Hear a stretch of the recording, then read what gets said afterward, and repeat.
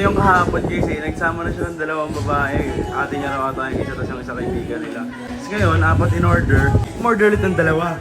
Grabe naman ang kaadigan sa sisig doon, be. Okay lang yun guys, hanggat bata pa kayo, kainin nyo ng mga gusto nyo dahil pagtandaan nyo may mga bawal na sa inyo, tandaan nyo yan. Buti na lang ako, pinagsawakan ko na to.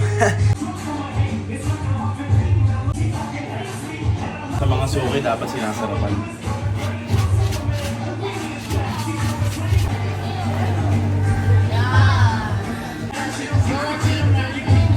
Sabi ng bata, ang dami. Nag-giveaway kami t-shirt pag gumabot yung order nila na 600 plus. Basta order ka ng sisig tsaka donut. So siya nakaanin na sisig siya with rice, so donut na lang kulang niya.